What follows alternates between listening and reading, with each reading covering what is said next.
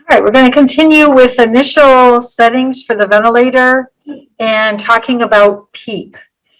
But before we do, I think there's something I missed when I was talking to you about tidal volume. So I'm going to step it back to the slide that I'm referring to and give you a couple notes on that before we proceed with setting optimal PEEP.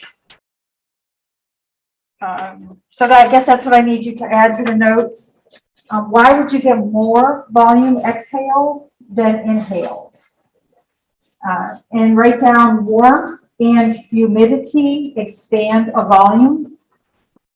So warmth and humidity expand a volume. So if you're putting in a tidal volume from the ventilator of 600 mLs, when it gets into the patient's body and the body warms it up to body temperature, saturates it with water vapor, now instead of having 600 mLs, you'll have 650 mLs. Usually around 50 mLs for adults is normal. So if you see, you put in 600 mLs and you get back 650 mLs.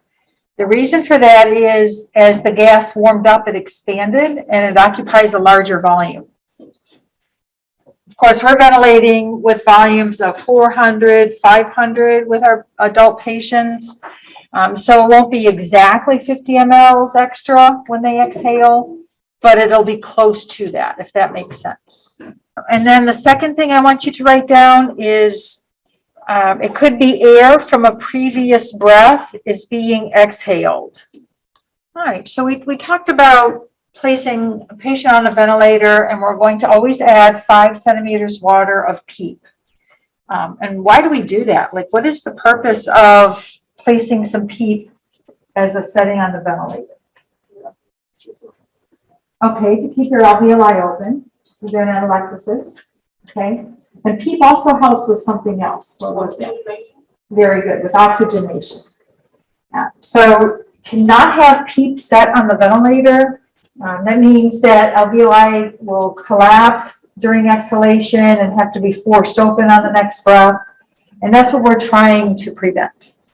So we start off with 5 centimeters water of PEEP, and that's considered like normal physiologic PEEP. When we intubate a patient and we're bypassing the glottis, now there's no way for the patient to maintain that normal physiologic PEEP. So that's why we set it on the ventilator. And when we start with 5 of PEEP, that may not be enough to keep the alveoli open. Depending on how stiff the alveoli are, we may need more than 5 centimeters water of PEEP. So how do we know what the optimal PEEP setting is? So it tells you monitor blood pressure, O2 sat, venous oxygen saturation, and compliance. So monitor those things and increase the PEEP 2.5 centimeters water at a time. So if you look in the chart below, it goes from 5, 7.5, 10, 12.5, 15. And while increasing the PEEP, you monitor the SpO2. And of course, seeing it improve is a good sign that the extra PEEP is opening the alveoli. Now there's better gas exchange. You monitor compliance, and this is static compliance. If the alveoli are kept open, we're going to see an improvement in the compliance. So get those alveoli open and lung compliance improves. So here we see the compliance was 33, and once the alveoli opened up at those higher PEEP levels, we see an improved lung compliance. The next thing that's monitored is SvO2, which is saturation of venous blood, oxygen saturation of venous blood. And normally, we would expect a venous O2 sat of 75%. Remember that that's the normal. But if the cells are starved of oxygen, they're going to extract more oxygen, and instead of it being 75%, it's going to be lower than normal. So a lower than normal venous O2 sat indicates that the cells are not getting adequate oxygen. So if the venous or SpO2 is less than 75%, we conclude that the cells in the body are not receiving enough oxygen. So we like to see it 75% and higher. So we will evaluate those numbers. And the next thing is blood pressure. Why do we monitor blood pressure when we're increasing the PEEP? Do you guys know? Summer? Can it impede venous return? Very good. And if it impedes venous return, what does that do to blood pressure? It decreases blood pressure. Very good. So we don't want that blood pressure to drop too low, so that's why we monitor blood pressure. So not all patients are going to have a venous oxygen saturation monitor in them. So you may not have this information. Everything else you'll have when you're doing your optimal PEEP. So it says for most patients, less than 15 centimeters water of PEEP will be required. It may be as high as 30 centimeters of water. I've never seen it at 30 centimeters of water. So that's like a textbook possibility, I guess. All right, it says observe the data below and determine the optimal PEEP setting. All right, so we started off with a PEEP of 5, and we see that the SpO2, or the oxygen saturation from the pulse oximeter, is 88%. We did a peto pressure, calculated the compliance, and it's 33 cc's per centimeter of water. We looked at the venous oxygen saturation, 73%. The blood pressure, 120 over 80 millimeters mercury. So then we increased the PEEP to 7.5 centimeters of water. Our saturation got better, it went to 90%. We want to see it 92%, right, for most patients. Compliance stayed the same. Venous saturation, 1%. Blood pressure dropped, but barely, so that's acceptable. So then we try 10 of PEEP. At 10 of PEEP, we see a big difference in the oxygen saturation. Compliance improved. So that tells us that that 10 of PEEP was able to pop open the alveoli, and now we're getting better gas exchange. More oxygen is getting into the blood. We also noticed that our venous saturation went up, so that tells us that the cells are now getting adequate amounts of oxygen. Blood pressure didn't change, 2 points, but that's not making a difference. So would it be better to go higher? So let's try it. Now we go to 12.5 of PEEP. Oxygen saturation stays at 98%. Compliance stays at 40. Venous O2 sat stays the same. And we notice our blood pressure is dropping from previously. And the reason it's dropping is because of all that extra positive pressure in the chest. It's impeding venous return back to the heart, and that drops our blood pressure. At 15 of PEEP, now we notice our oxygen saturation is less. So what happens is when you have too much PEEP and you over distend those alveoli, they start putting pressure on the little capillaries going past them. And when you put pressure on the capillaries, you slow down or you impede the blood flow going through those capillaries. And now you're not going to pick up as much oxygen. So that's why too much PEEP causes the oxygen saturation to drop. Should I write that in the chat? So too much alveolar distension causes pressure on the pulmonary capillaries. You got that? So too much alveolar distension causes pressure on the pulmonary capillaries. This will cause lower blood flow through the capillaries. This will cause lower blood flow through the capillaries. And I don't know if this wording is good. It says it will impede O2 coming from the alveolus. Does that make sense? If you have oxygen in the alveolus, but you can't get the blood to flow to the alveolus, you're not going to get oxygen delivery to the hemoglobin. All right, you got that? Okay, so now determine the optimal PEEP setting.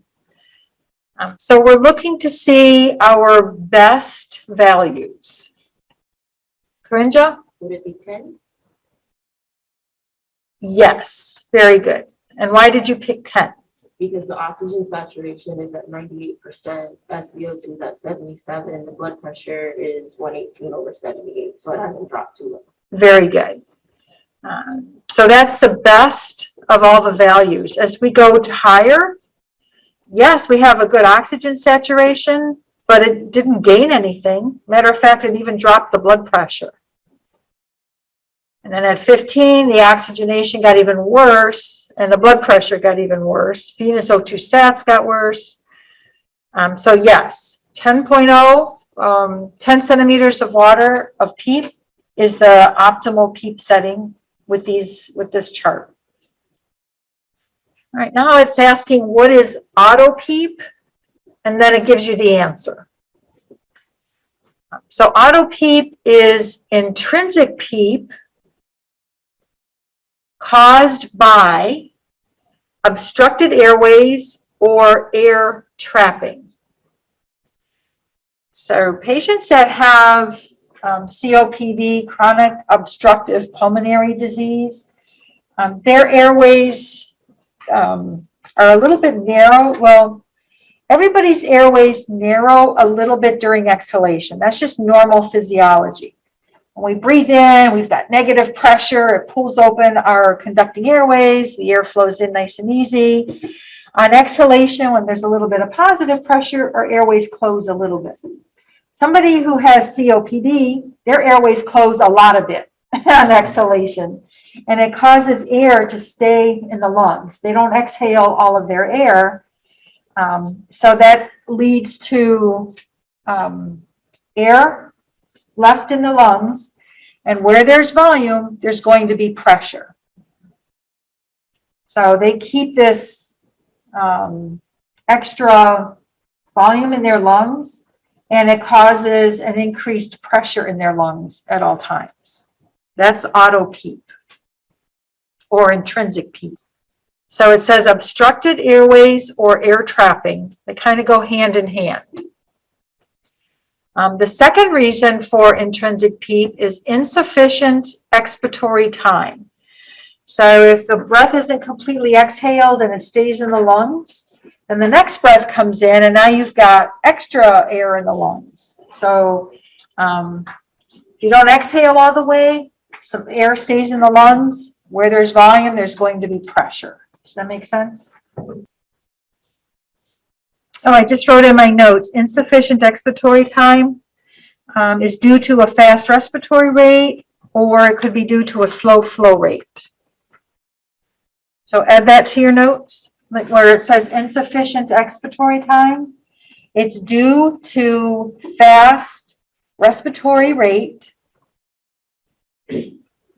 or due to slow flow rate.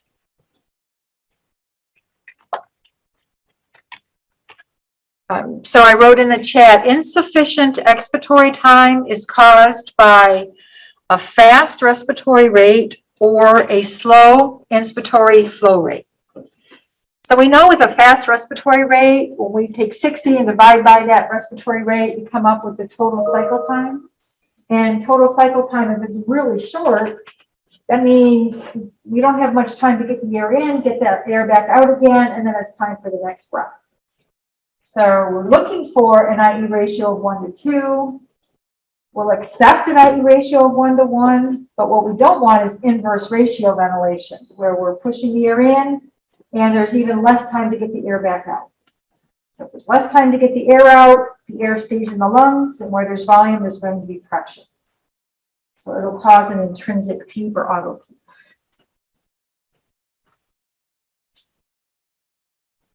A slow inspiratory flow rate, if we're taking too long to push the breath in, that doesn't leave us much time for the exhalation. Does that make sense?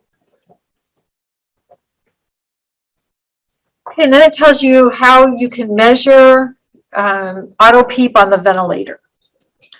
It says to occlude the expiratory port on the ventilator just before the next inspiration. And the newer ventilators that you work, well, Yavia is really old and it does it automatically. The Servo U is new and that'll do it automatically. So the Servo I, you have to perfect your technique. So when you do an expiratory hold, there's a button that says expiratory hold. And when you press it, you can't press it too soon. Like if it's the beginning of the patient exhaling and you do an expiratory hold, it's going to be a big number because there's still a lot of volume left in the lungs. So you have to wait until the end of exhalation before the next breath begins and then press it. And then you'll get a pressure reading. So the pressure reading should be, like if there's 5 of PEEP, your pressure reading should be 5. But if the pressure reading is higher than 5, that indicates that there's air trapping occurring. All right, so I'll put that in the chat. Like if you do an expiratory hold and it's the same as the PEEP, there's no air trapping. So let me write that first.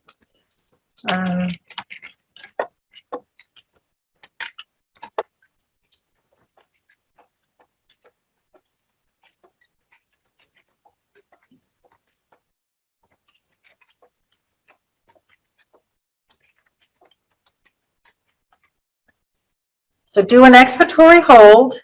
If it's the same reading as the PEEP, there is no air trapping. Okay, and then I'll write if the expiratory hold shows a pressure higher than the PEEP setting, there is air trapping.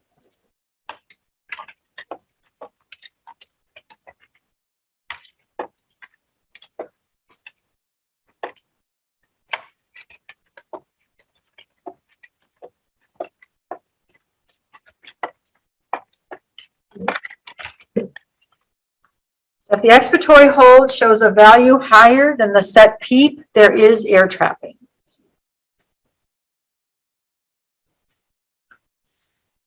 So you have a patient on the ventilator and you have them on 5 of PEEP, and at the very end of exhalation, you press the button and you get a pressure reading and it says 8 centimeters of water. Is air trapping occurring? Yeah. Yes. Okay, very good. I think that's all I had for that. And then I just wrote auto PEEP is total PEEP. It will include what is set on the ventilator. Does that make sense? It's always going to include the setting on the ventilator. Do you want to write that anyway, or does that make it more confusing? So auto PEEP is the total PEEP. It includes what is set on the ventilator. So if you have, in the example that I gave, you do an expiratory hold and it says 8 centimeters of water, but 5 centimeters of water is already set on the ventilator. That 8 includes the set PEEP. I don't, is that necessary to even say, or is it obvious? Say the obvious. Okay, so the reading includes the set PEEP. All right, so why do we care about auto PEEP? So what? If there's a little air trapping, who cares? Well, the bottom line is when there's air trapping, it makes it hard for the patient to initiate a breath from the ventilator. I know last week or the week before we were talking about, wait, what do you mean that if a patient's on the ventilator, they're breathing? Yes, so people breathe when they're on the ventilator, but it's a lot of work and they struggle, so that's why we have them on the ventilator to help them. So when they're breathing in, the ventilator has to know that they want a breath of air. And we'll talk in a minute about the sensitivity setting, and that's how the ventilator knows. But one of the ways is to generate a negative pressure. You know how we breathe in, we generate negative pressure in our lungs, and that causes air to go in. When we generate a negative pressure, that would also tell the ventilator, hey, I'm breathing in, I need a breath of air. When you have auto PEEP, you can't generate that negative pressure, or you could, but it's a lot of work to generate enough negative pressure to overcome all that positive pressure left in the lungs. So it becomes very difficult to initiate an extra breath from the ventilator when the patient wants to breathe in. All right, so how do we put that into words?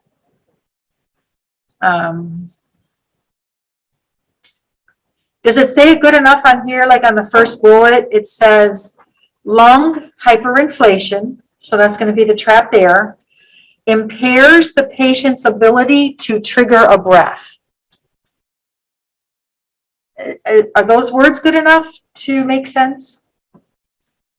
So that's why we care about all this positive pressure left in the lungs, because we know it's going to make it harder for them to get a breath from the ventilator. So lung hyperinflation impairs the patient's ability to trigger a breath. Yes, Brent? If you were to ask that question on the test, would that response, would that be the response you're kind of looking for? Will we be able to identify that on the test, or will we better to use the word to respond to? There's many ways of saying the same thing. So when you take a test question, it might be different words than what you heard me say. That's why it's important to understand the concept. So if it is worded differently, you're going to still understand what it's talking about. So how are you going to? So, like, what are some other ways to describe it, Gretchen? Is this right? Could I say too much positive pressure in the lungs impairs the patient to initiate a breath? Yeah. Is that saying the same thing? Yes, very good. So Gretchen said that too much positive pressure left in the lung is going to impair their ability to get a breath of air. That one works? Okay. Anybody else? Do you have some different words to describe that? ROP prevents the generation of negative pressure. Okay, very good. So ROP prevents the generation of negative pressure, which it does. Yeah, anybody else? Missing, what did you write? It made sense just seeing the words, but it impairs the ability to trigger a breath. Okay. What you write down? You got that made sense? Oh.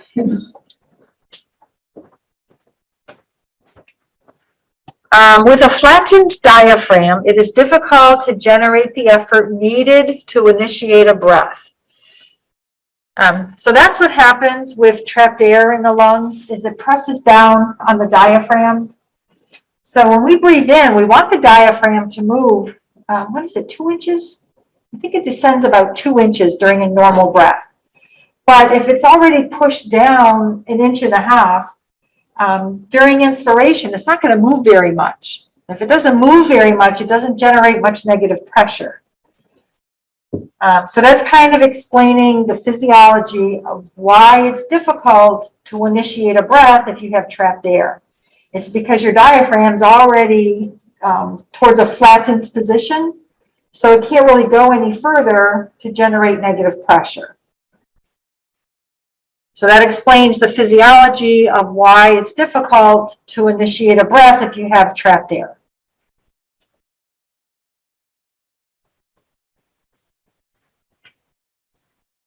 Is that good, or does that need to be reworded? If you can just repeat it, Okay. the last part when the diaphragm is already down. So when the diaphragm is already flat before inspiration, it can't move very much to initiate a negative pressure.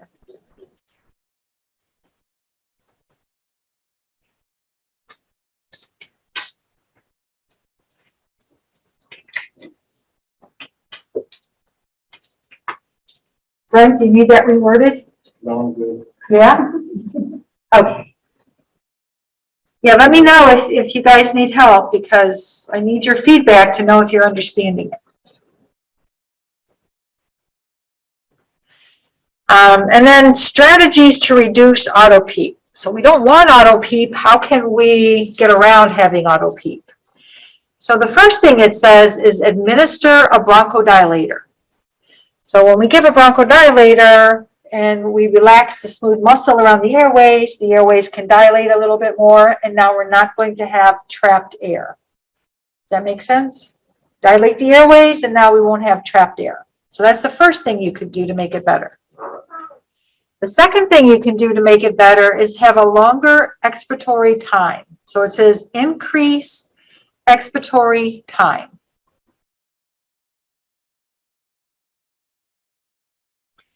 And that way there's a longer time period for the air to leave the lungs.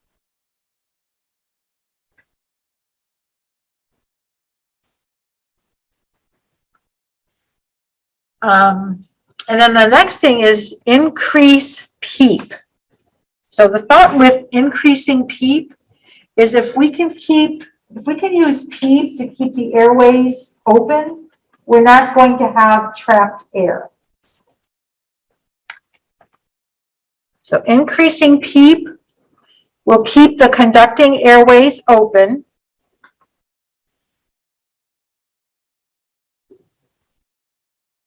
And this will prevent air trapping.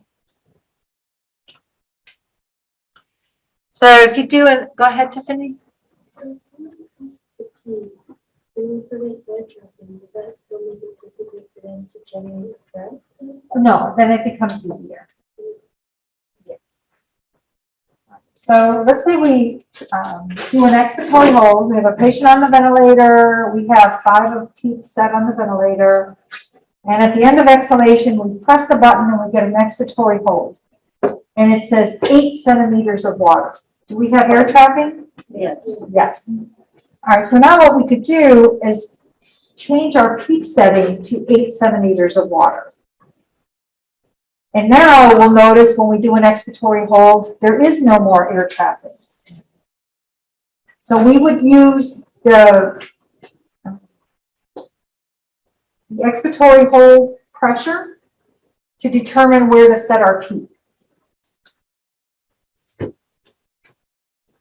Go ahead, So I have a question, because there's obviously other ways to reduce auto PEEP, but is there ever like an instance where you're, like how you increase the PEEP to 8 and then all of a sudden the expiratory hold goes up even more? Would you then increase it? Like, does that ever happen if you like set it to that and then it changes again? No. No. Okay. Gretchen? I have in my notes that you set PEEP to the lower inflection point. Is that right? Yes. And so if you set it to that, could it still be higher? The auto PEEP could still. Yeah, yes, very good point.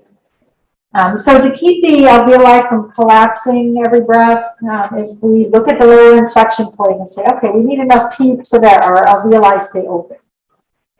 Then we do an expiratory hold and we see that there's air trapping. Would we have to go higher than that lower inflection point? Yes. Thank you. That was my question. Chris? If they're breathing spontaneously, could you use BiPAP or CPAP?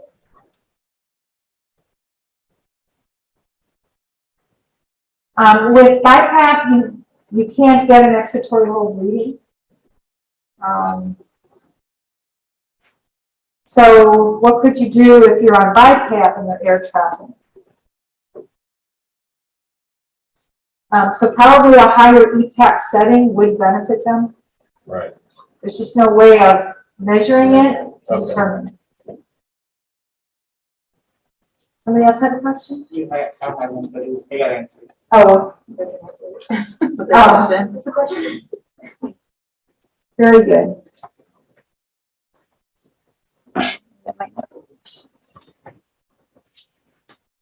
And then it says you need a sedated patient to get an accurate measurement.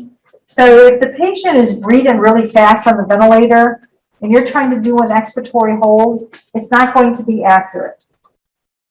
So if they're sedated or if they're not breathing really fast, you can get a good reading. But just to let you know, if they're breathing a lot, you're not going to get an accurate reading when you do your expiratory hold. And you can kind of see how they're breathing. They're laying in the bed, and if they're actively breathing, you know when you hold that, do that expiratory hold, and it holds for a half a second to 1 second. During that half a second or 1 second, they might be trying to get a breath, and that's going to mess up your numbers. So yeah, they have to be sedated to get an accurate measurement. Is that something you set on the vent to do, or is that something you physically do? The expiratory hold is a button that you press. And then increasing the PEEP, that's another setting. Right. I was just wondering if there's a way to set like a periodic expiratory hold to see something. That's certainly No. All right, and then I need to, let's see if I have a picture.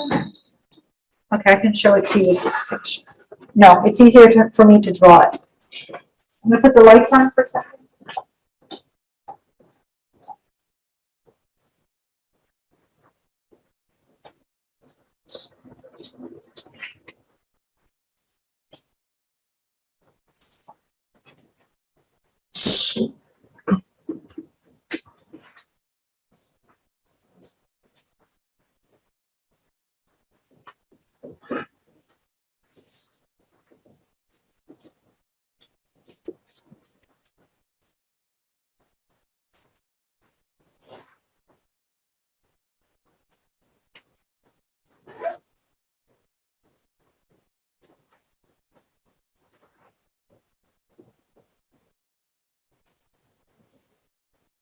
All right, so you can look at your graphics and tell that you have air trapping. And the only graphic you can look at is the flow time graphic. Seems counterintuitive, doesn't it? Seems like, okay, we've got trapped air, that's pressure. Shouldn't we look on the pressure time graphic? And no, it doesn't show up on the pressure time graphic. So you can only tell if you have air trapping by looking at your flow time graphic. And what you'll see is the first breath I drew is normal.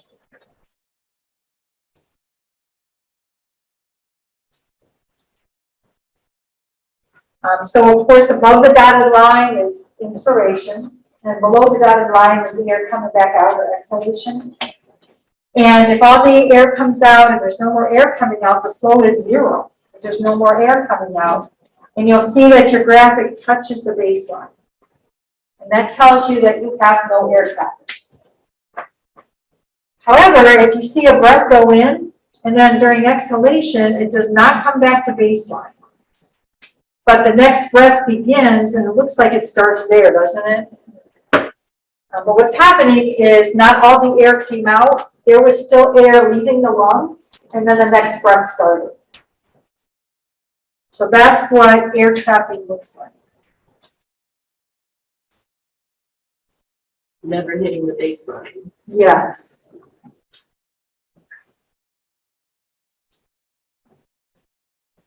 So exhaled. So where I want to use. The exhaled air is still coming out when the next breath begins. It doesn't touch baseline. So that's another way of telling without even hitting your expiratory hold.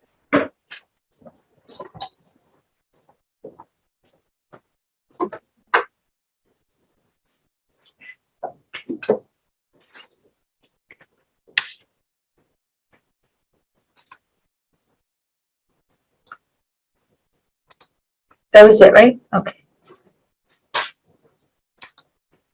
All right, name two parameters that affect oxygenation. I kind of skipped forward last week thinking, okay, we're going to have a test this morning. And I knew that was one of the questions on the test. But then I realized there was a lot of questions on the test that we didn't cover. So you may already have notes on this. Very good. PEEP and FiO2. Those are the two parameters that affect oxygenation.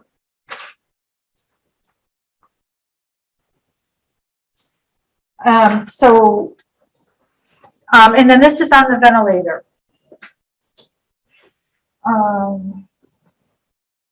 Patients that are in the recovery room, what they'll do is they'll monitor their O2 sats. And if the oxygen saturation starts going down, they'll say, oh, the patient's not breathing very much. And they'll go over, hey, you gotta wake up, you gotta stay awake. And then, of course, they fall back to sleep. So people that are breathing spontaneously, it's true that if your respiratory rate falls low enough, it does affect your oxygen saturation. So you could be monitoring somebody's breathing with a pulse ox. And if the O2 stat falls, that might be an indication that they're not breathing very much. So we know respiratory rate goes along with minute ventilation. So that's with spontaneously breathing people.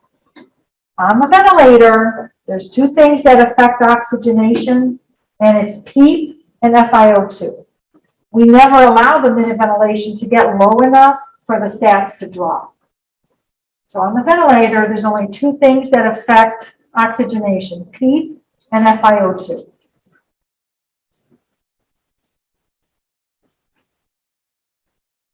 And what else? I think I told you everything else. Did I give you a scenario where there's a patient on the ventilator? They're receiving FiO2 is at 50%, or FiO2 is at 0.5. The PEEP is set to 5 centimeters of water. You look at the patient's O2 stat on the monitor, their SpO2, and it's 89%. Well, that's not good enough, right? Do we want it to be around 92%, 92 to 98%? So what should you increase, the FiO2 or the PEEP? Very good.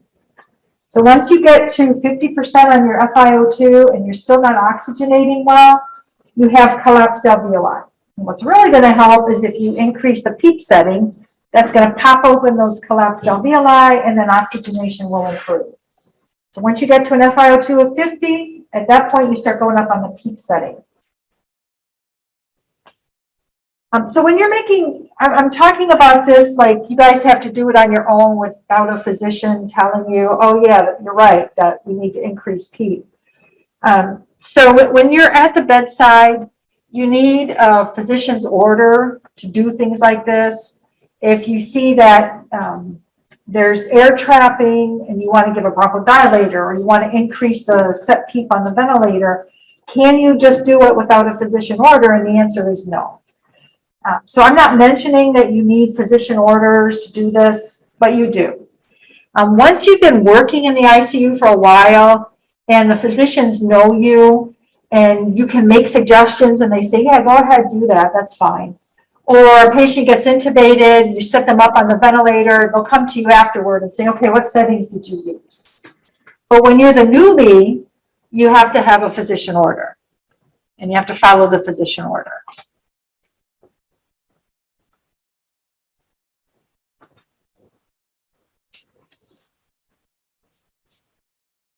Okay.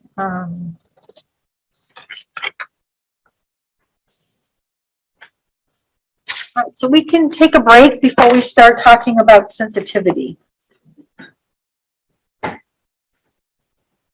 Pause the recording.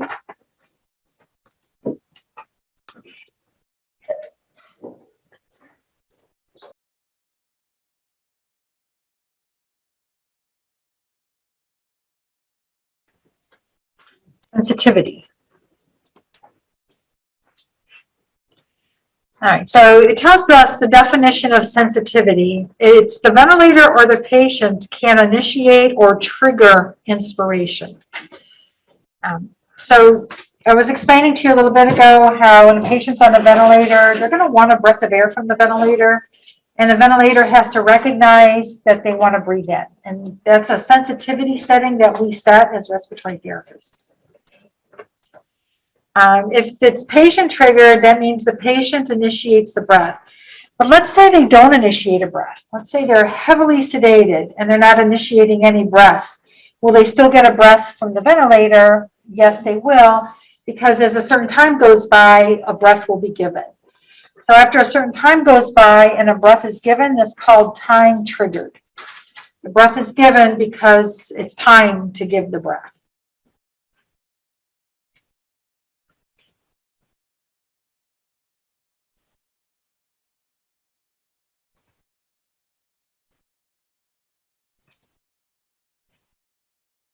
All right, there's two types of sensitivity on all the ventilators, the critical care ventilators.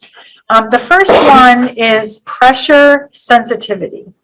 And the way that pressure sensitivity works, it says the ventilator senses a drop below baseline pressure and inspiration begins. So a drop in pressure and inspiration will begin. So what can cause that drop in pressure? Well, the patient breathing in will drop the pressure, and then that'll initiate a breath. So it tells you where to set your pressure sensitivity. You could set it at minus 0.5 centimeters of water, all the way up to minus 2 centimeters of water. So the bigger the number, the more negative pressure the patient has to generate to initiate a breath. Let me put that in the chat.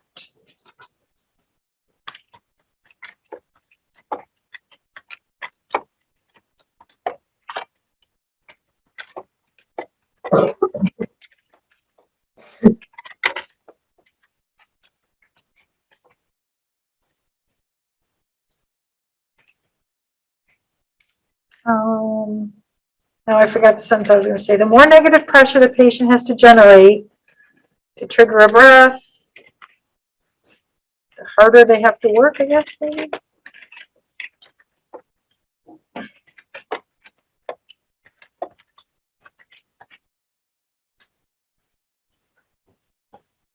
So the more negative pressure the patient has to generate to trigger a breath, the harder they have to work to generate that breath. Can you think of some other ways to say it?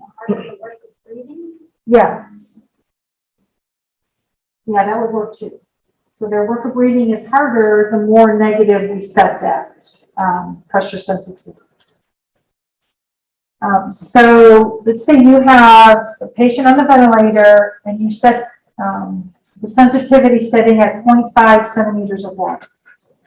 That's how much negative pressure they generate to initiate a breath.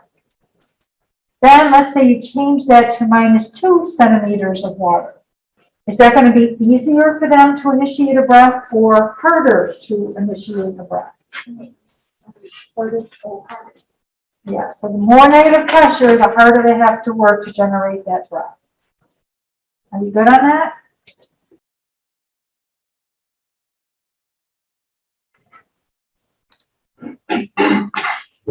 Another type of sensitivity is flow-by sensitivity. And with flow-by sensitivity, the ventilator senses a drop in flow and inspiration begins. So that doesn't make a whole lot of sense yet, so let me explain it. When we generate a negative pressure, we start breathing in, air starts flowing into our lungs. So that becomes another thing that the ventilator can keep track of to notice if the patient wants a breath of air. If the ventilator notices that some air is flowing into the lungs, it says, patient wants a breath of air, and then it'll give them their breath.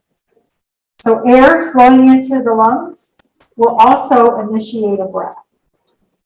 So air flowing into the lungs is flow flowing into the lungs.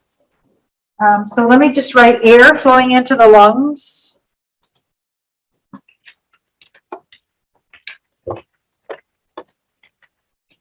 And also initiate a breath. Now this is called flow-by sensitivity.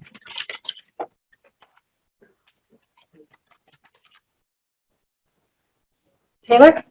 I just want to see if I have it correctly. So the patient it'll flow into the lungs and that'll start the initiation of a breath, but they still need help to follow out the entire cycle of the inspiration, expiration. Perfect. Yes. So the patient will start breathing in, and as soon as they start breathing in, the ventilator will give them help for the rest of the breath. Okay.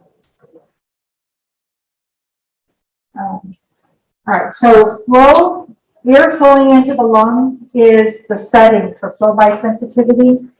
The less the flow, the easier it would be to initiate the breath.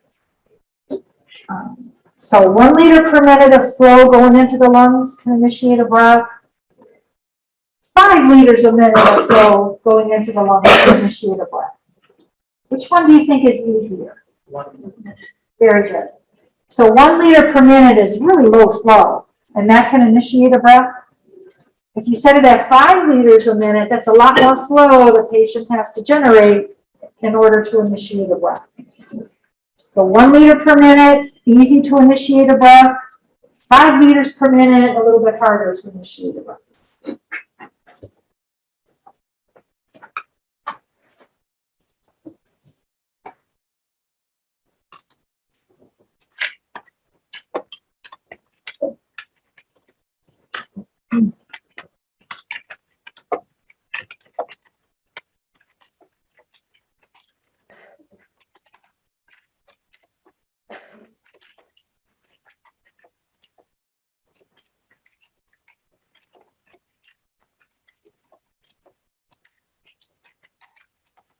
So 1 liter per minute is easier to initiate a breath. 5 liters per minute is harder to initiate a breath.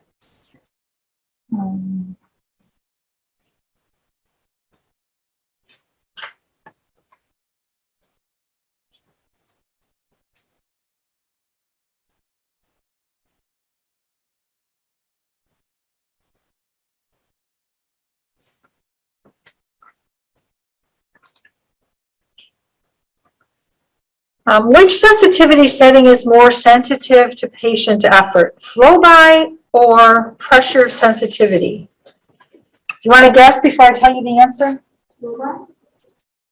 How did you know?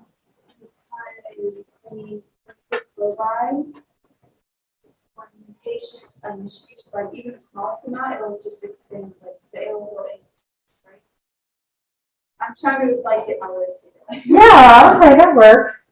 Yeah, so just a little bit of air flowing into the lungs can initiate a breath, and the ventilator can recognize that little bit of air going into the lungs and respond much quicker. So to generate a negative pressure, you got to generate that negative pressure in the ventilator circuit. It's got to be noticed over at the exhalation valve. And then the ventilator will say, oh, negative pressure, yeah, we need to give a breath. And then it gives a breath. So there's a little bit of a time delay with a pressure sensitivity initiating a breath compared to flow by. So flow by sensitivity, it's easier or quicker for the ventilator to notice that inspiration is beginning and then helps the patient. So the answer is flow by sensitivity. And then for the graphic display of efforts,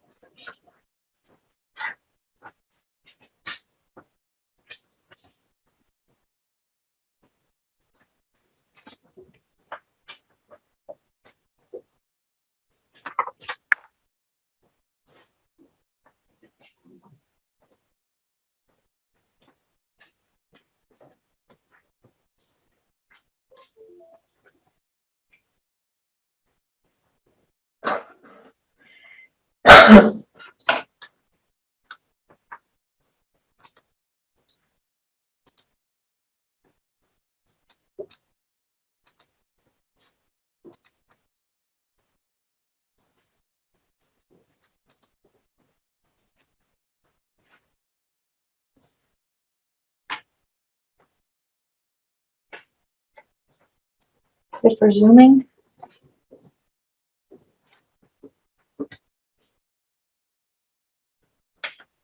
Oh, there it goes. Oh.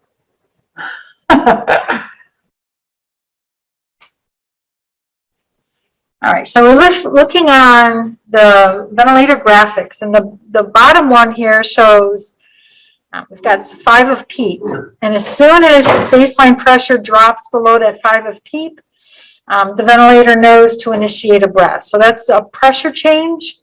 So that's what you see when you have pressure sensitivity set. You see a little bit of drop in baseline pressure, and then the breath begins. If you have it set on flow by sensitivity, you're not going to see this. What you will see is the ventilator graphic will turn pink or it turns a different color to indicate that the patient's breathing in, and that initiates the breath. And I think they're trying to show you two here.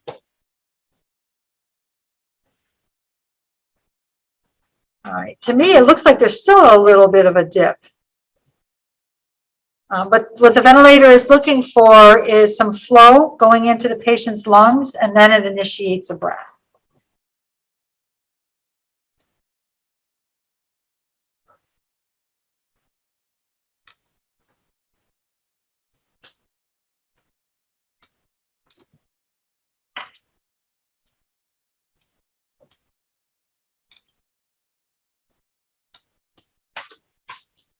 All right, so that was the graphic display of effort.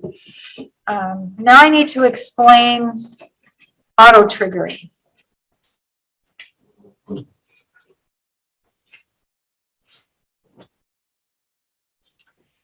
It says auto-triggering, it could happen if the sensitivity was set too sensitive. Nope, so that doesn't explain it. All right, I need to explain auto-triggering. You're ready for another break, aren't you, Rachel? Yeah, 5-minute break will happen when the patient's on a ventilator. What auto-triggering is a breath is being given, even though the patient didn't ask for it, even though it's not time for the breath. So auto-triggered is like an unnecessary breath. So what causes auto-triggering? I was just gonna ask, is that associated with the flow by or the pressure sensitivity? Either one. Okay, well, yeah.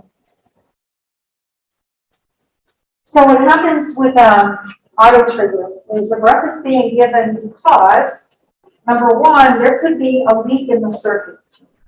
And with a leak in the circuit, you're going to have a pressure drop in your PEEP. But the ventilator doesn't know there's a leak. All it knows is there was a pressure drop. And it thinks, oh, the patient wants a breath of air. So it gives the patient a breath of air. At the end of that breath, the pressure drops below baseline because there's a leak somewhere. And the ventilator thinks, oh, the patient wants a breath of air. It gives the patient another breath of air. So a leak will trigger all these unnecessary breaths. That's auto-triggering. And then we talked about flow by. So if some air flows out the leak, same thing happens. The ventilator thinks that's the patient breathing in and gives them a breath of air. So a leak can cause extra breaths, whether it's flow by sensitivity or pressure sensitivity. Do you understand auto-triggering is an unnecessary breath? Should I write that in the chat somehow?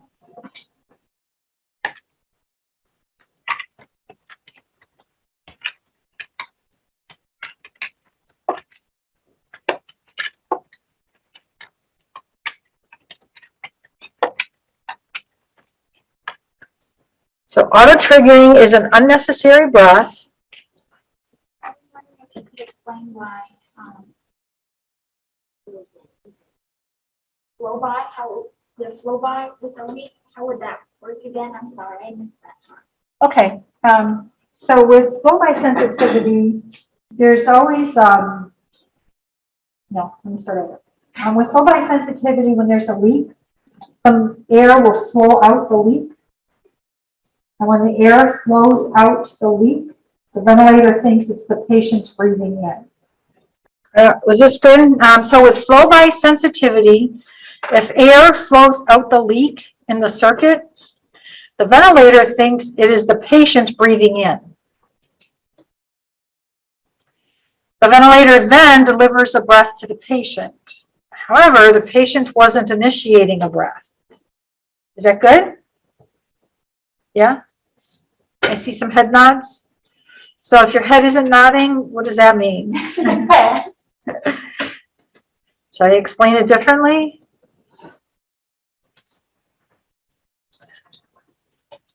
So when you say sensitivity was set too sensitive, is that just for the flow or for the pressure as well?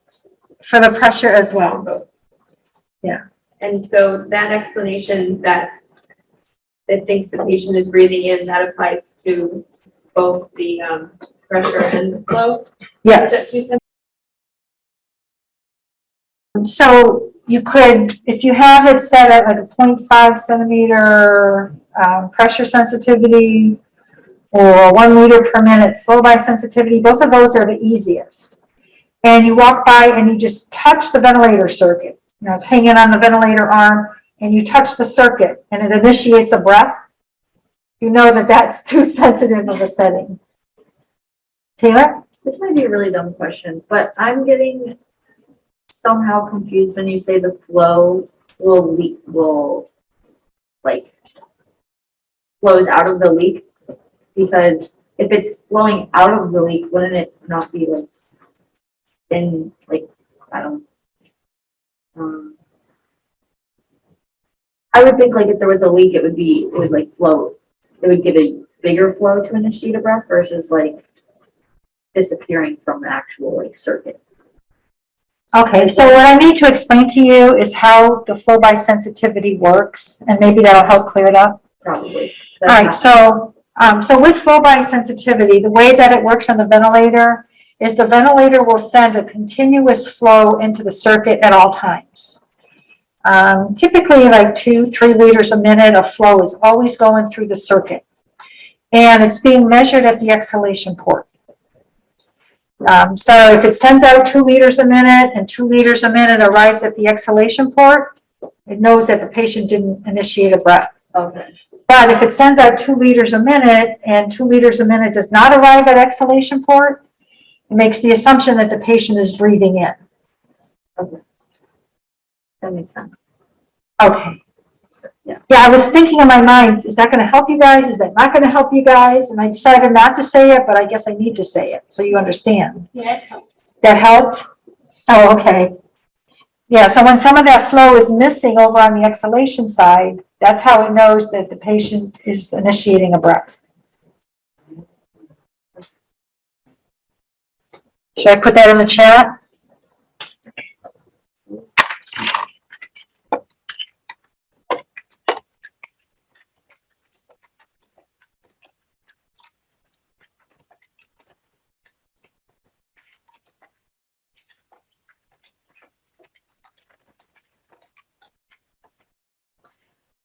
So for how flow by sensitivity works, the ventilator sends a flow of around 2 liters per minute through the circuit. The flow is measured by the exhalation port. If some of that flow is missing, the ventilator assumes the patient is breathing in. So some of that flow could be missing because of a leak, and the ventilator thinks it's the patient breathing in. So I guess I did need to give that little bit of information. Okay. Heart contractions can be interpreted as the patient initiating a breath. This happens rarely where if a patient has a valve replacement. Trying to think of any other ones. Sometimes the valve replacement. So when the valves are opening and closing, it's making enough of a difference in the chest wall to cause a change in pressure. And the ventilator might think, okay, patient wants a breath, but it's just the heart pumping is actually causing a pressure change in the chest. So flow by, it shouldn't happen, but with pressure sensitivity, it's possible that just the heart pumping, especially with artificial valves, it can initiate a negative pressure and cause a breath to be delivered by the ventilator. So that's rarely.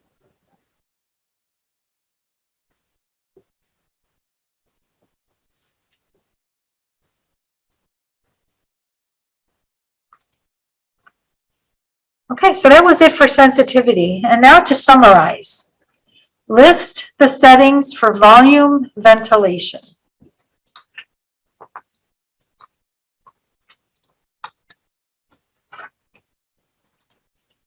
Okay. So what settings do you think you should put on the ventilator when you're placing a patient on the ventilator? PEEP? What else? Flow? Rachel, FiO2? Okay. respiratory rate. A respiratory rate.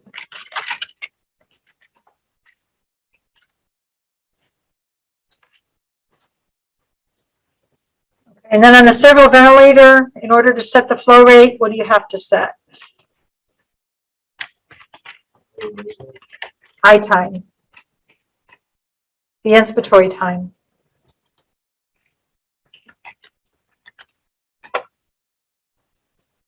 That's the ones that are connected, right? Yes. Yeah, you change one, you change the other.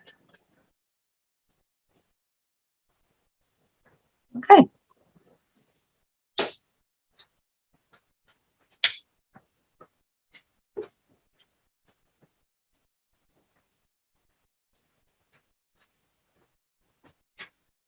So when we're looking at settings, let's always look at what affects minute ventilation and list those settings first.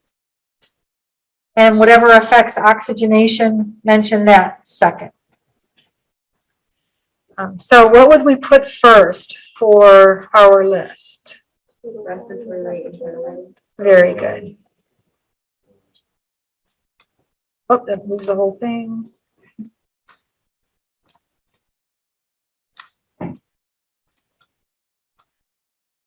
Oh.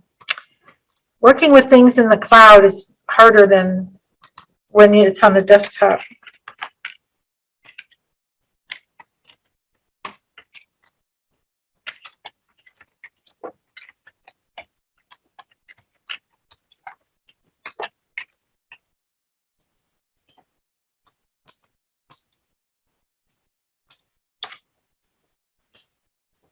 All right, so we're going to always mention the tidal volume and the respiratory rate first. And then secondly, we mention oxygenation. We do FiO2 and then PEEP.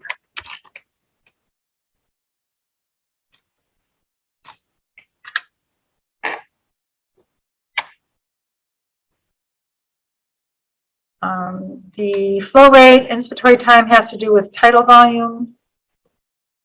Usually when we're listing settings, we just leave it last.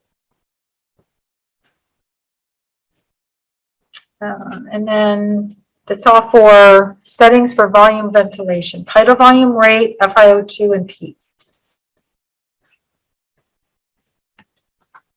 Oh, and then I have something to type.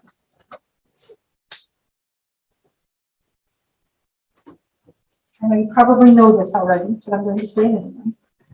With volume ventilation, pressure will vary depending on airway resistance and lung compliance. You already know that, right? So with volume ventilation, pressure will vary. So one breath, you might have 20 centimeters of water as your peak pressure.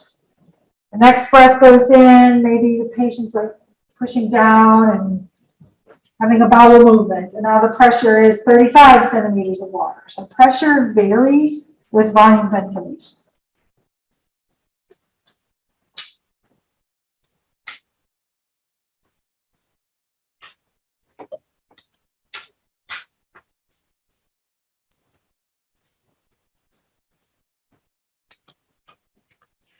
All right, now we're going to talk about settings for pressure ventilation. With pressure ventilation, we keep the pressure constant as the air is flowing into the lungs.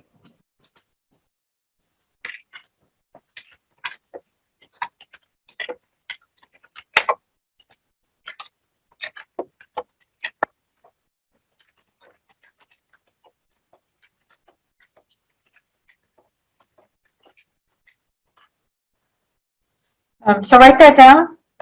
With pressure ventilation, we keep the pressure constant as air is flowing into the lungs. So we keep the pressure constant as air is flowing into the lungs.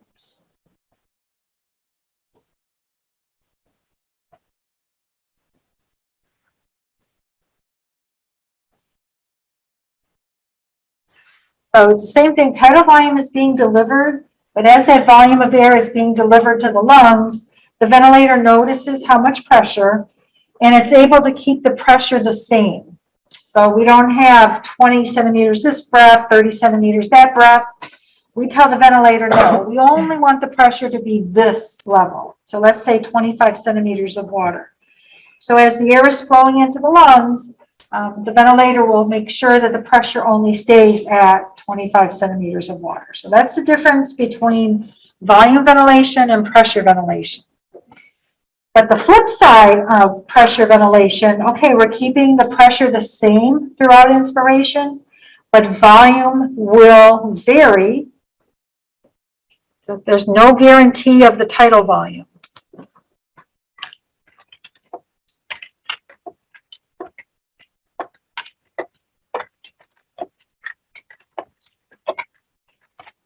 So I wrote the flip side is that the tidal volume will vary.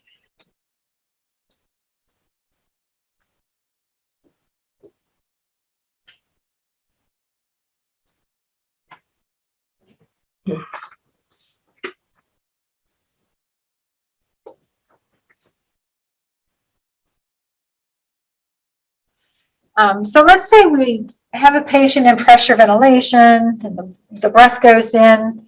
On exhalation, we see that 400 mLs of volume just came out of the lungs.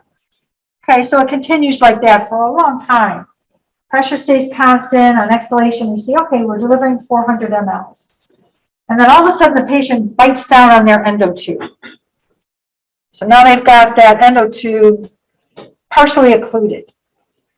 As air is flowing into the lungs, pressure will still stay constant, but not much volume gets delivered. So what if, let's say you have some airways filled with mucus. What do you think would happen to the tidal volume in pressure ventilation if you have a lot of mucus filling up the airways? Very good, decreased tidal volume. Or what if the patient starts going into pulmonary edema and their alveoli get stiff? What do you think would happen to the tidal volume? It drops, yeah. So all those things affect the tidal volume. Pressure stays constant. Oh, look, we have the same pressure. However, the tidal volume will vary in pressure ventilation. So there's lots of test questions on that. Does that make sense? Volume varies with pressure ventilation. There's no guarantee of the tidal volume. Should I write that down? There's no guarantee of tidal volume.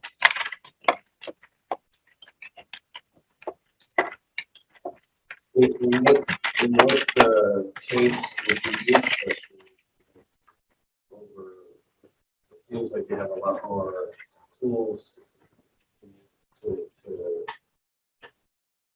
use with volume control.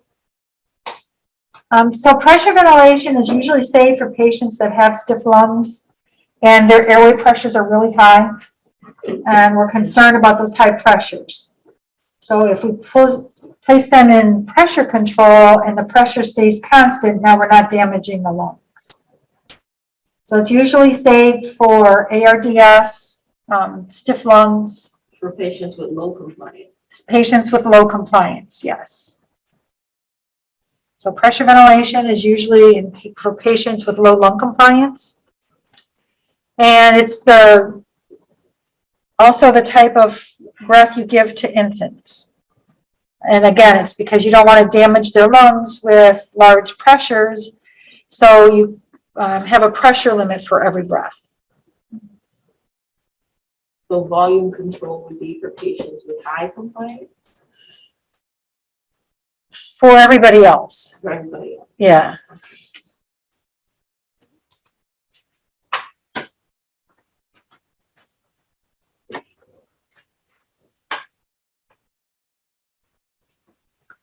All right, so what are the settings in pressure ventilation? Are they the same? And the answer is no, it's a little bit different. So in volume ventilation, we set a tidal volume. In pressure ventilation, we set an inspiratory pressure. And we can't just set the pressure, we also have to set how long inspiration is going to take. I think I got ahead of myself. Right now, it's just talking about the inspiratory pressure.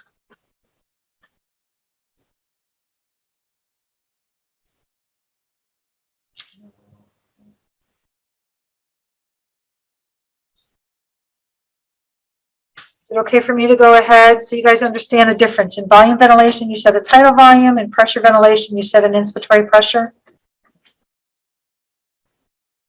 Yes, no? Should I write it down?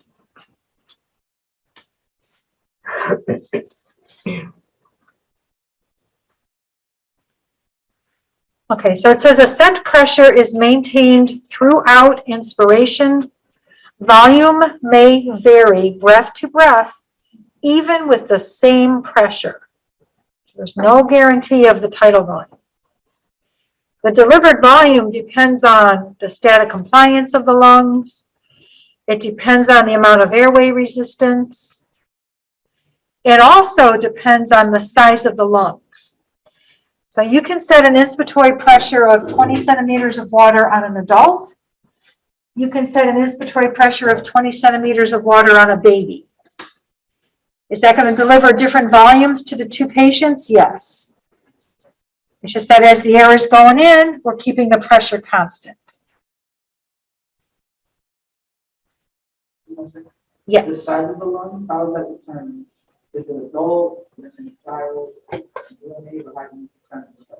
Yeah, the size of the person. Yeah.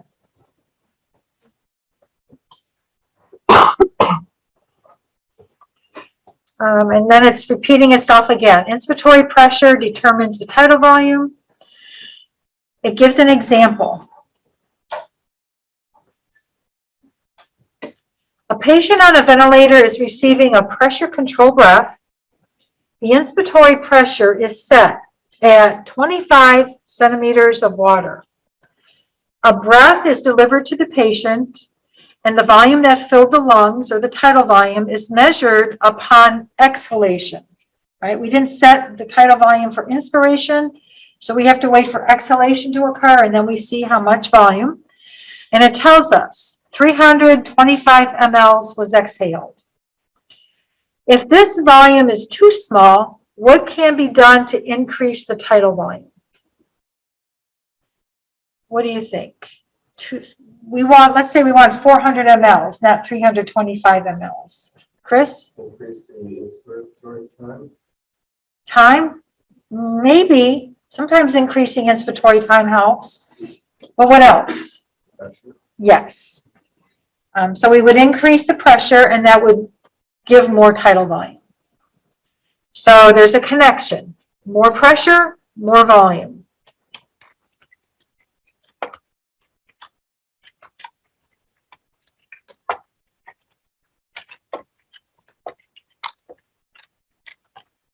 So more inspiratory pressure, more tidal volume, and then the opposite, less pressure, less volume. Tiffany?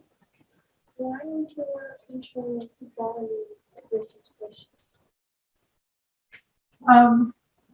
With pressure ventilation, there's no guarantee of tidal volume. And if somehow or other the endotube gets occluded, or there's mucus plugging in the airway and that gets occluded, no volume gets delivered.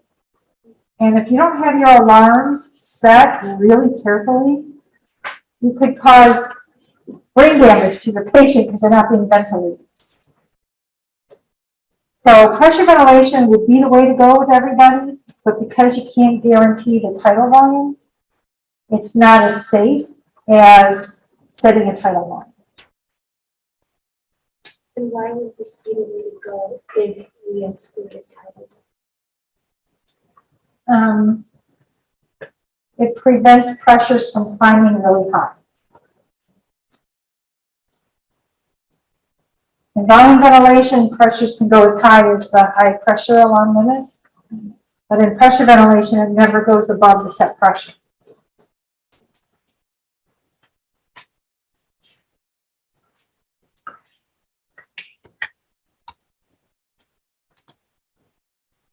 Okay, so we can take a break.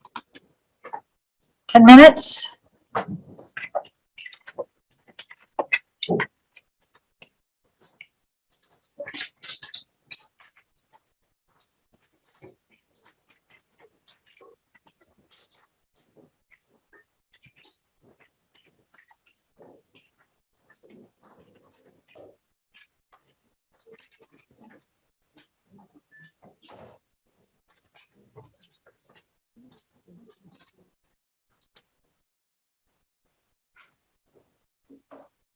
All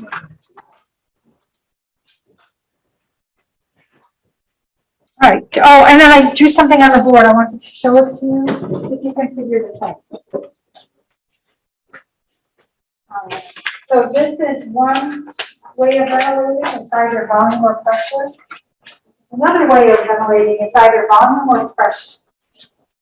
You can figure out which one is volume. Of course, volume goes in both ways, right? That one delivers volume, this one delivers volume.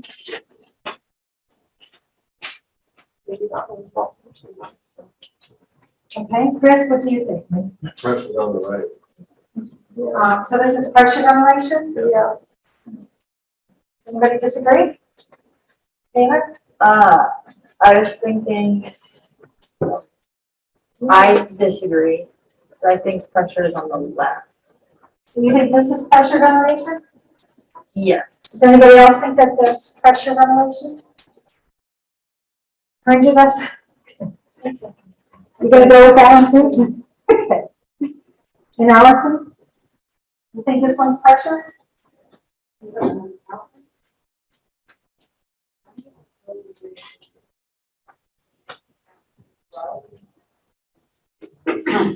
Well, they both deliver a tidal volume. So the volume's going in on both. That's just not bad. That was small, that was second pressure to second, but not very. Let's pretend the volumes are the same. That one just looks more forced, like a, so like the other pressure. Wait, the volumes are supposed to be the same on both pressures? Oh, because that one looks like the volume is different. that's That's what I'm looking at too, so is that, That one looks like the volume is different, that's. Is that a smaller volume going in and out than that one? That one is from. Um, It does matter. That's right. So what's the? which one? The volume varies. Yeah, the volume will vary with the pressure, and so that's why. All right, how about if I ask you this question? Of these two types of breaths, which one has a pressure constant throughout inspiration? right. Right. So here we've got pressure is constant throughout inspiration. So as the volume's going in, the pressure is constant. What does that describe? Pressure. That's pressure ventilation. So this is a set pressure. But here we've got pressure that varies throughout inspiration. The pressure keeps climbing throughout inspiration. Yeah, so this one is volume ventilation, and this one is pressure ventilation. Yeah, I was trying to show you the same. Well, was that flow supposed to mean that like it's never reaching baseline and it just automatically goes up? I thought Oh, this, Yeah. don't. So, When I said Yeah, the only thing I force, added was the top. yeah, when I said force, it's going by the. Let's do like that. Okay.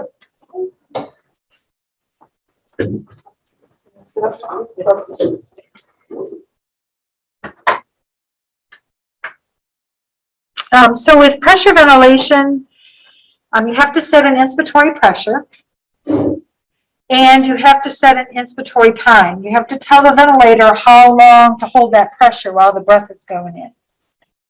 So you have to set an inspiratory time. And it's 1 second for adults is your starting inspiratory time, 0.8 seconds for pediatrics, 0.4 seconds for infants.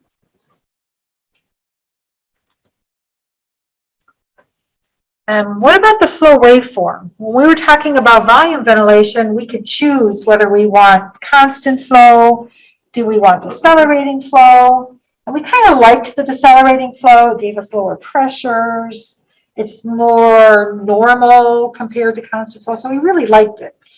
But here you don't set the flow waveform, it just automatically happens as the breath is going in. And it delivers a decelerating waveform. So it starts off with a lot of flow at the beginning, and then the flow slows down by the end of the breath. Okay, what does it say on here? We'll have a decelerating waveform. The flow waveform is a result of the following. Flow rushes in to reach a preset pressure. Once the pressure is reached, the flow will decrease to keep the preset pressure. When the lungs have filled with air, very little flow is needed at this point, and that's the end of inspiration. So lots of flow in the beginning until you reach your pressure, and then from there on, flow slows down until the end of the breath. So pressure ventilation, what kind of flow waveform do we get? Decelerating waveform. But it looks like they both have decelerating. Yeah, so we chose decelerating for volume, but on pressure, there's no setting to set. It just automatically happens. Oh, I see.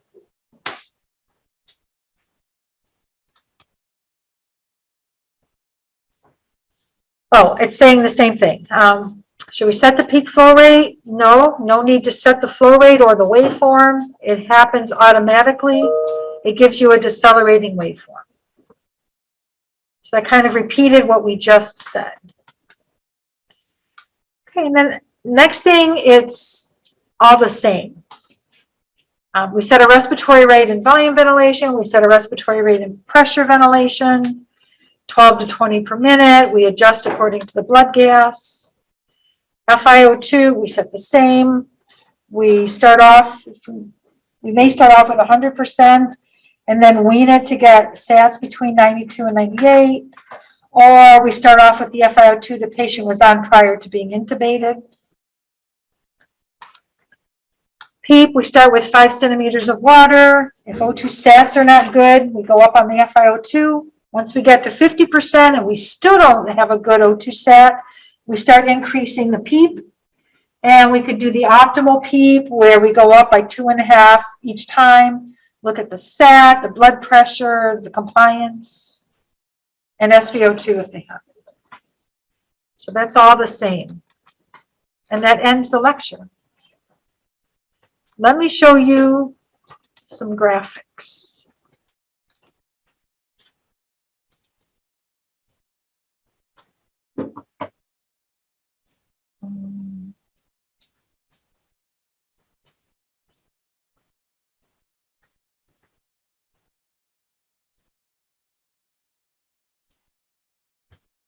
And don't read the top title because that'll give it away. What are we looking at?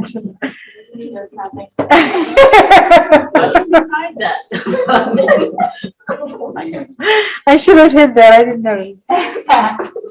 All right. So we see how flow is not coming back to baseline and then the next breath begins. So when we see that, we know that we have air trapping. What about on a flow volume loop? On the top, we've got inspiration. So we've got the air going into the lungs. When the air comes back out of the lungs, does flow go back to zero? No. So we have air trapping, and we can see that on the flow volume loop.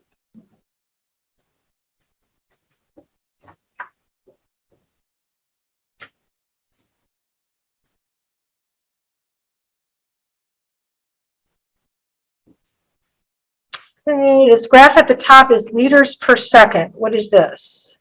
Is that pressure, flow, or volume? Liters per second. That's flow. So it looks like we have constant flow. Are all the breaths coming back to baseline, or do we have air trapping? Back to baseline. Okay, the next one is in liters. What are we measuring? Volume. So volume goes in. Does it all come back? No. So we have volume loss. What is this little V looking thing? Where the vent corrects the loss. Yeah, it resets back to zero.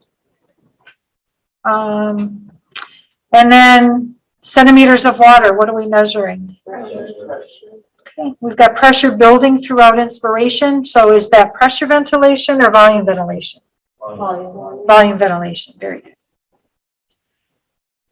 And this is just showing you a hysteresis curve. So we know that this line is inspiration, and then the air comes back out exhalation, and it doesn't go all the way back to 0. So it's showing you when there's a gap, it's from a leak or air trapping. And then on your flow volume loop, if it touches the x-axis over here and not back at 0, we've got volume loss.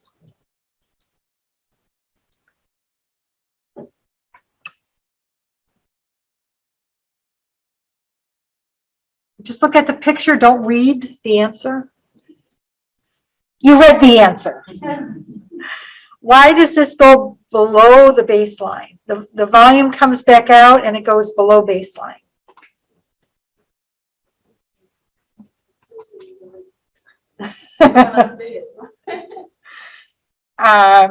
So could that be volume from a previous breath is coming out?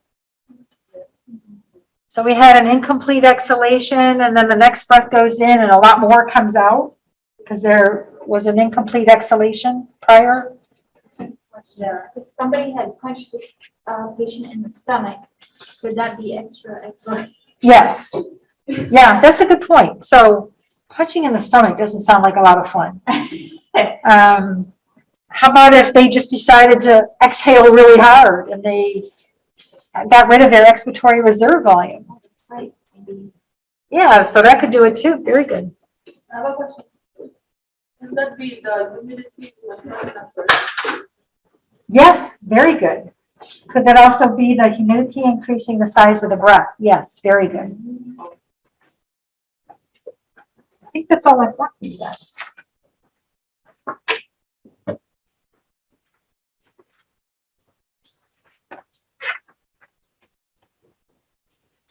Oh, tell me the settings for pressure ventilation. I'll turn on the lights.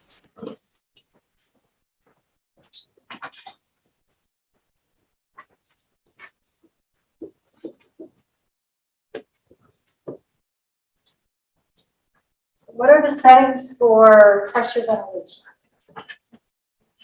Okay, respiratory pressure.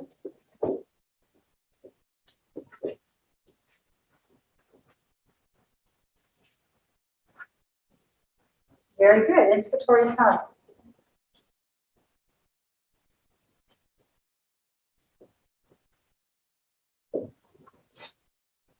What else? Okay.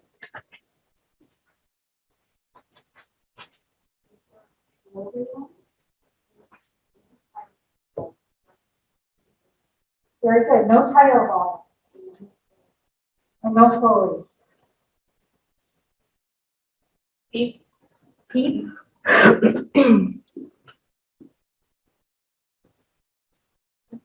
And that fires.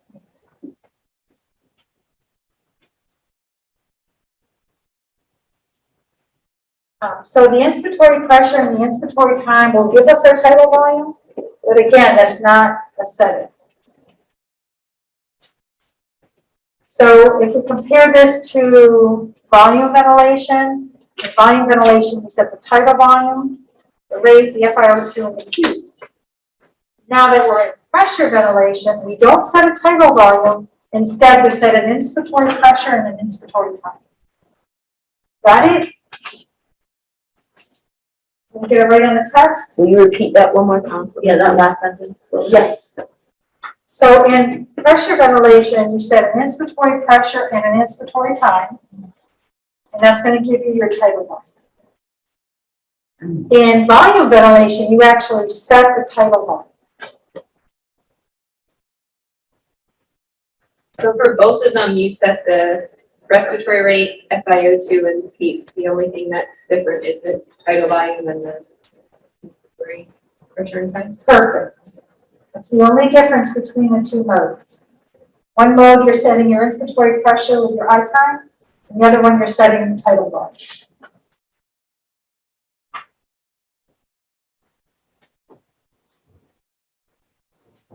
That's along with the rest of them. Volume ventilation?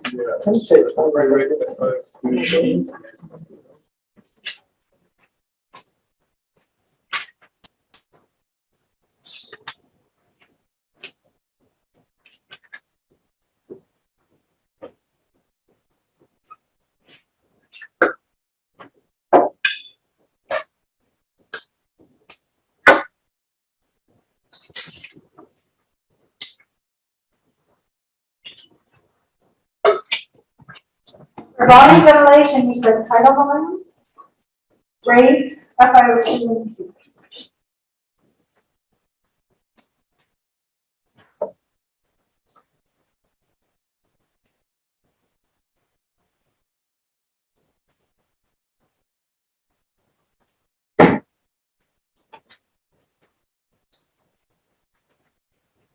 What's that? Well, yeah. That's what- Oh. 4/5.